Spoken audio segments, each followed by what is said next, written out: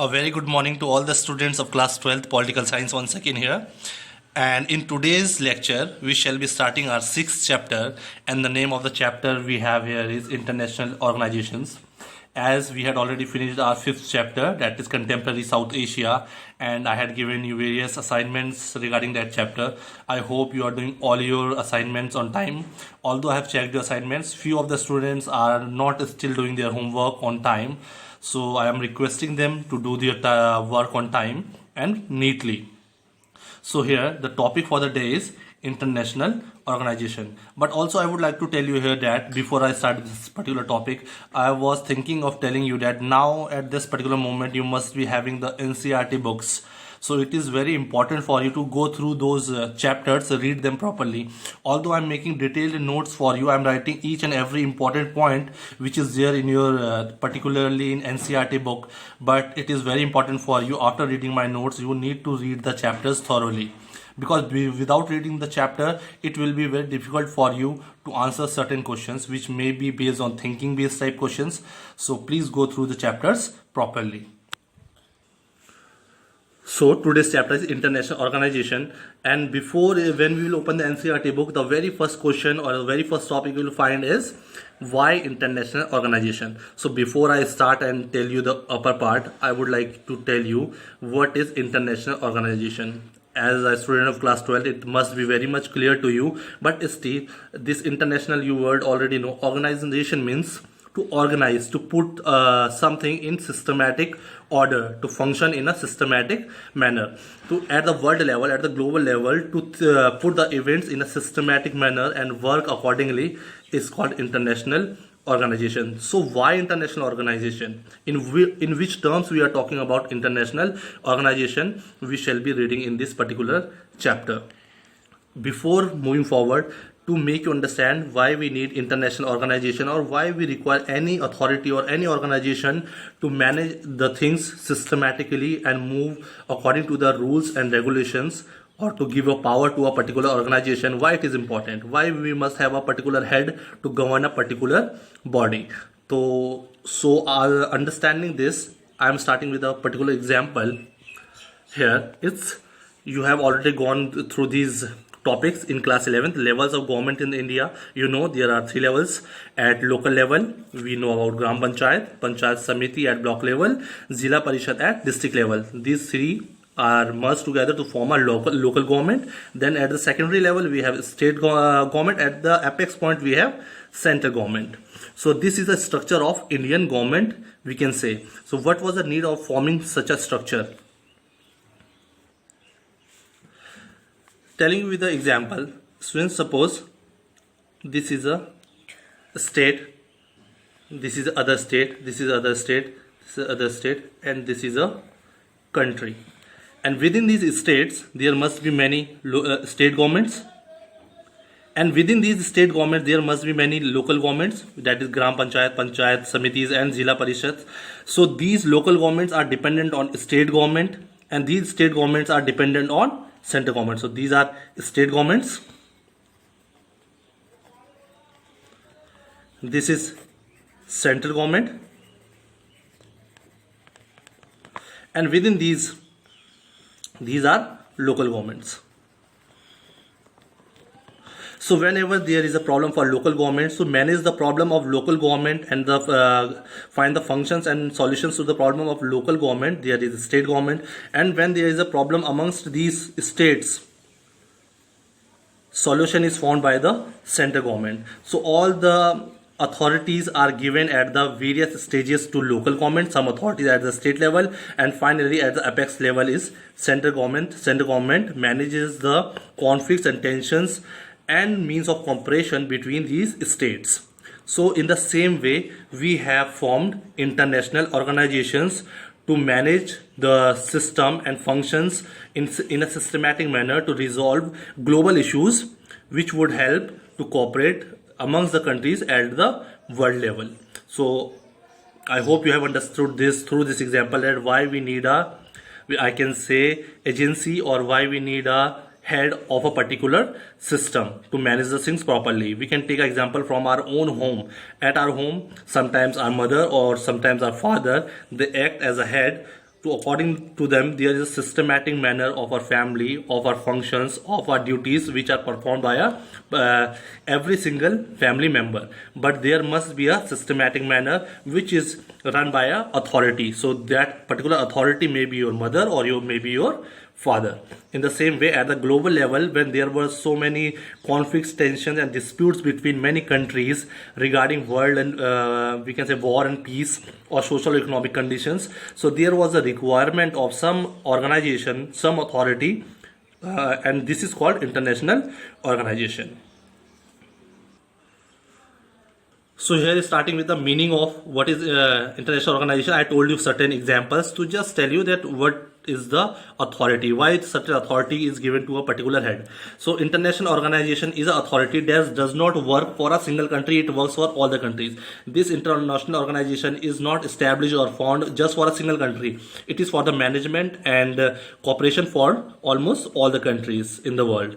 The other meaning is organizing functions in a systematic manner. This international organization is established or formed for a systematic manner to resolve global issues, to resolve the global issues with the help of various agencies. What are those global issues? We will be studying further. To establish peace, and what is a major aim or objective, I can say, of the international organization was to establish peace, to resolve dispute, tensions, conflicts or war between countries. This is the most important objective or the purpose we have formed international organization, to establish peace in the world, to stop the disputes, tension and the situation of tension, conflicts or war between countries around the world. For example, we had already seen when we were studying about the relations of India and Pakistan, there was a conflict on Indus River dispute about the sharing of the river water between India and Pakistan. Still that dispute and conflict would have been continued till date, and still there would have been a situation of war between India and Pakistan in regards to the Indus River.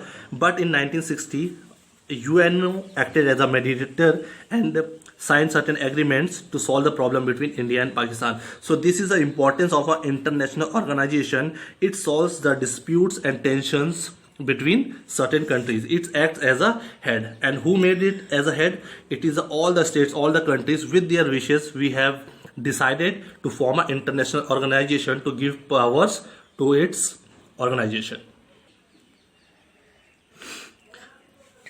IO represents international organization. I have written in short IO, international organization, help in matters of war and peace. I have already told you it is most important in the situation of war and peace between countries around the world.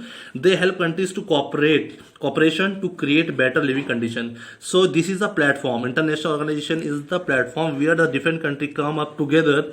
They try to cooperate amongst themselves. They create better living condition. They form different associations, different agencies through meetings, through summits. They decide how they can cooperate amongst each other and how they can improve the living style or the living condition around the world between different countries. So this is the platform, I can say, where they come and they resolve their conflicts and tensions. Okay, so usually nations can see that there are some things that must be apart from war and peace and conflict and tensions among each other. There are certain other issues where most of the countries around the world felt that they need to come up together to tackle with these problems. And what were these problems where a single country cannot be effective? That is, like here, global warming, epidemic or terrorism, or I can see a current example of coronavirus, which is pandemic, I can say. Here all the world needs to come together to find a solution to this particular disease. In the same way, global warming, a single country cannot control global warming. It is an environmental problem where all the countries have to come together. They have to find solution. They have to make certain plans and policies to tackle these environmental issues, along with few diseases which spread from one country to other or within a country. And this is the most important problem of terrorism, where in the current scenario most of the countries are facing the problem and they are planning different policies and plans and to how to cooperate to eradicate problem of terrorism from the current scenario of the world situation here. So these are few of the examples where most of the countries felt that a single country cannot tackle these problems alone. They need to come up, they need to merge their associations and they need to find solution to these particular problems. So this was also the other reason for forming international organization. So I can say international organization is the platform where most of the countries or the group of states which were the members of international organization, they came up, they met, they found solution and plans and policies to tackle with the different policies coming up to them, whether we talk of peace, whether we talk of war, or we talk of global warming, epidemics, any disease or terrorism. So moving forward now, here to produce, already I have discussed, and this is one of the same thing here. International organization produce information and ideas. This is international organization is also the platform where they produce information and ideas regarding the various problems coming up. On those problems they cooperate with each other, different member states, and produce common platform to discuss contentions, issues, and find peaceful solution. So this international organization is the only place where they produce information, they get ideas, they come up together to cooperate, they produce common platform, that is we can say international organization, and discuss contentious issues and how to find peaceful solution. So when they meet up in a particular platform, they find peaceful solutions to the various problems coming up to them. Okay, now in this particular topic till now I have been just discussing international organization.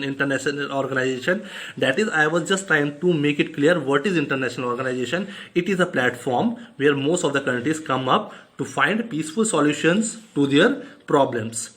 Okay, so now in this particular chapter, this is the most important word here, United Nations, or I can say organization also. The United Nations organization is generally regarded as the most important international organization in today's world. If I talk of today's scenario, today's time, we have an international organization which is working around the world, that is UNO, United Nations Organization. In the previous classes you must have read about United Nations. So it is the most important international organization. I have already told you what is international organization. So we will be studying in this particular chapter about United Nations Organization, which is an international organization where most of the member countries are coming up to find peaceful solutions to their problems regarding war and peace, and regarding other environmental issues or disease or terrorism, etc. So this is a platform I am talking about, United Nations Organization, in this particular chapter.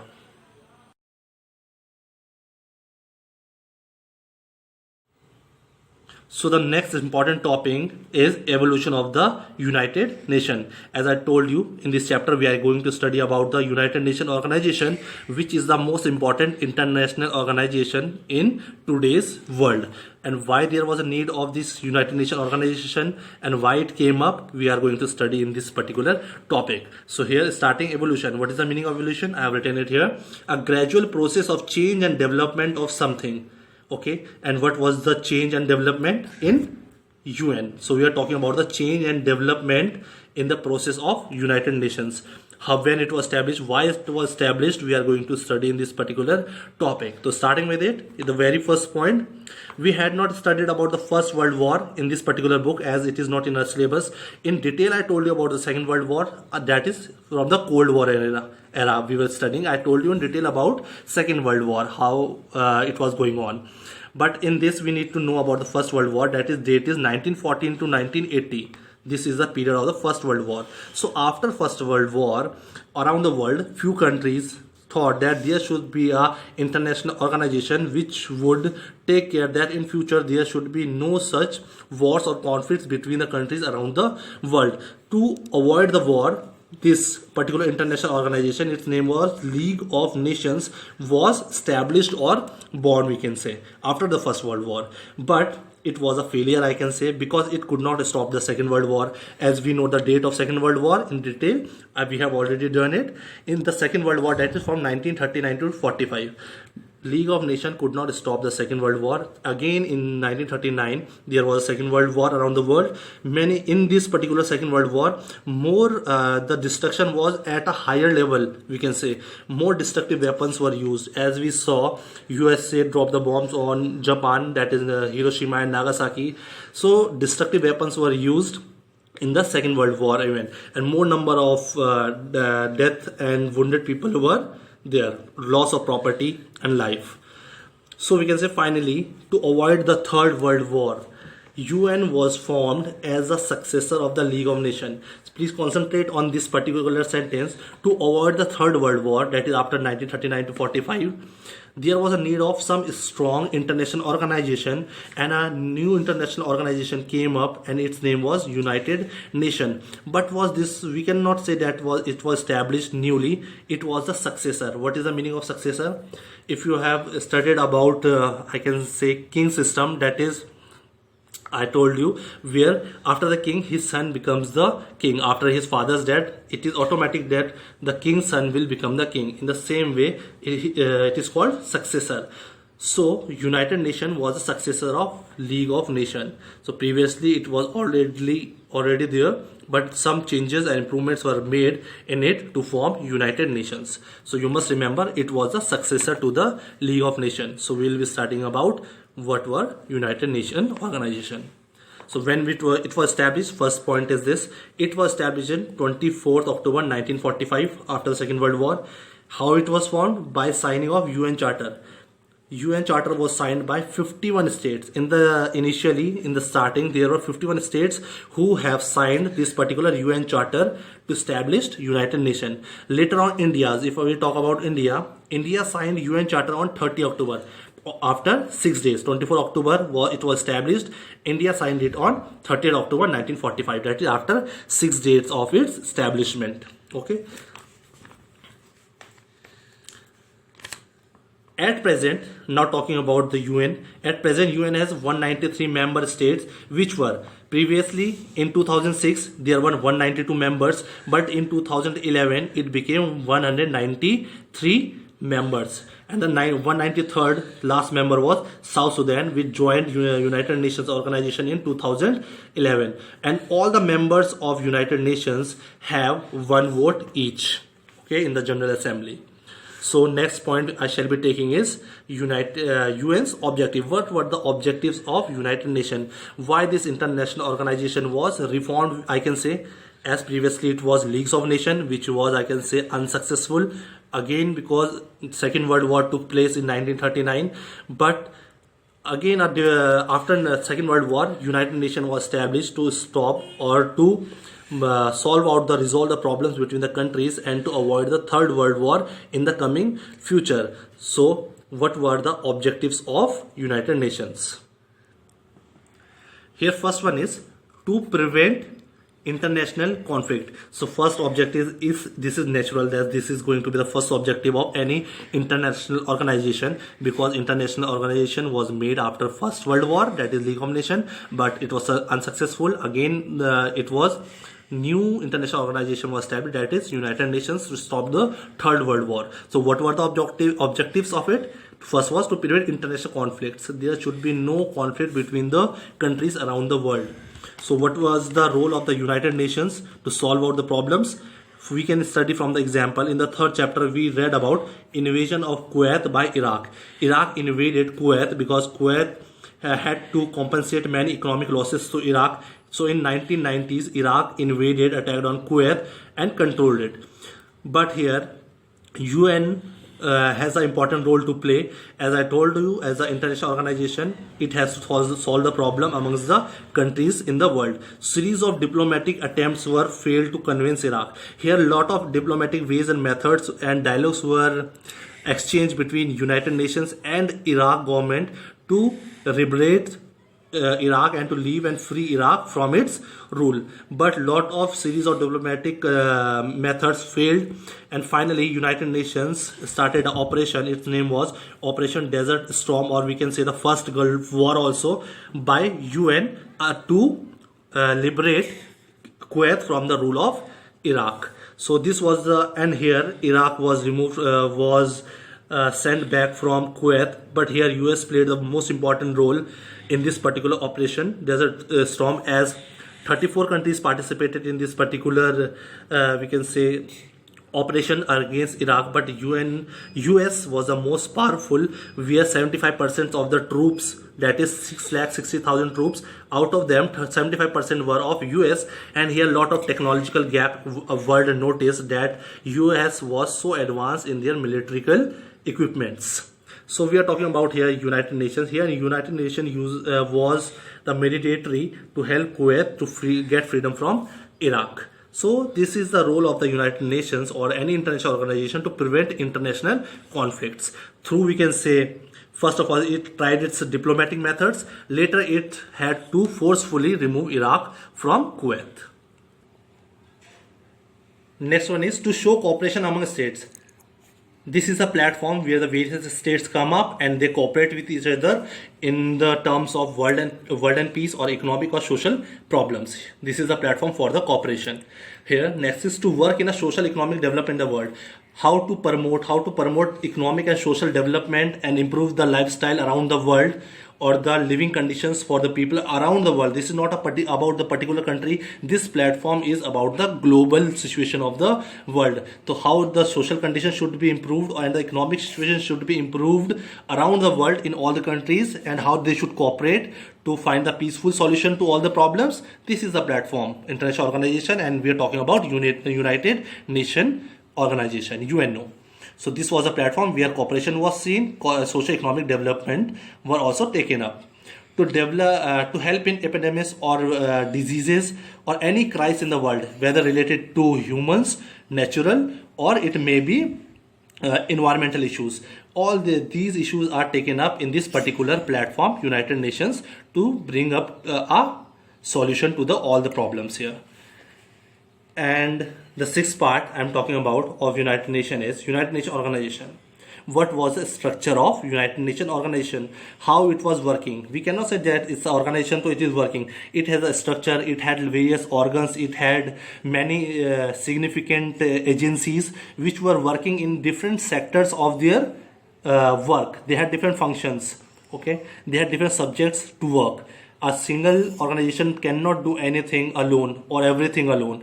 There are various agencies and organs which work together to promote peace and development around the world. So if we talk about United Nations Organization, there are 6 organs. Within this, there are 6 organs, but in your syllabus or the NCERT, we will be studying about 2 major organs here which are of most important, and you will be getting questions from these 2 organs only. And these 2 organs are first organ, General Assembly and Security Council. This is the first organ, this is the second organ, and these 2 are the most important we are going to study in this particular book. Out of these 6 organs, major 2 important ones are this and this. So General Assembly, when we talk about United Nations Organization, there is a General Assembly where all the members, all the states which have signed the UN Charter are the participants here. Presently there are 193, as I told you, members in this General Assembly. Here most of the problems related to peace and war will be discussed here, and other is Security Council. Here they are categorized in 2 parts. Okay, Security Council is categorized into 2 parts. One is permanent members, other is non-permanent members. Who are the members of permanent? These are USA, Russia, China, UK, France. Okay, and why only these 5? Because they were the, we can say, winners of the Second World War, and they were the most economically powerful and militarily powerful countries after the Second World War. That is why we can see the names of these countries here as the permanent member of Security Council of United Nations. Okay, as here all the members who have signed the UN Charter are the members. They are able to participate in the General Assembly. But in the Security Council, there are certain members who are allowed to take decisions. They are permanent members, and all these 5 members enjoy the veto power. What is veto power? You must be knowing in the previous classes also. But again, in this chapter, further I shall be telling you what is veto power. And this is enjoyed by only these 5 permanent members of Security Council. Then on the other hand, there are non-permanent members of Security Council. There are total 10 members. And these 10 members change after every 2 years. So for the tenure of these non-permanent member is 2 years. After every 2 years, there are new members coming up. Okay, and these are the permanent members. So these 2 organs of United Nations, General Assembly and Security Council. General Assembly, all the members who have signed the UN Charter are the members, but here they are permanent members and non-permanent members. I have told you the categories. What is the category 2? Different type of permanent and non-permanent members. Yeah, moving forward now. Who is the next question is, who is the head, I can say, of the United Nations. So Secretary General is the head of the United Nations. So the biggest authority of United Nations is this is a post like a Prime Minister, Secretary General, and at present this is the person who is the Secretary General, Antonio Guterres. This is not in a book, I have updated it, you can learn it. Antonio Guterres, that is, he was from 1st January 2017, he is from Portugal. Okay. The UN consists of many different structures and agencies, war and peace, and differences between member states are discussed in the General Assembly. So talking about this General Assembly and security, the issues which are taken up in the General Assembly and Security Council are related to only war and peace most of the time. All the problems and conflicts, tensions between the countries around the world is discussed and brought up to this particular platform in the General Assembly and Security Council.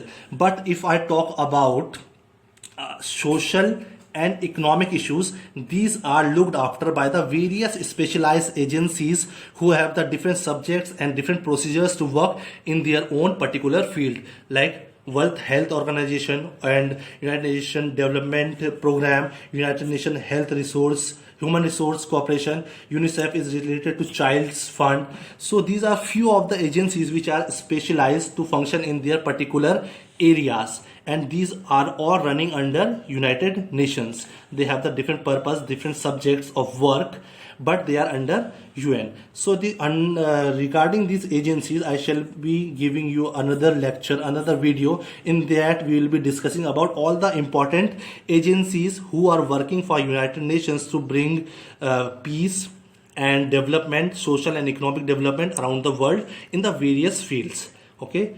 Till then you need to remember these points of this particular chapter.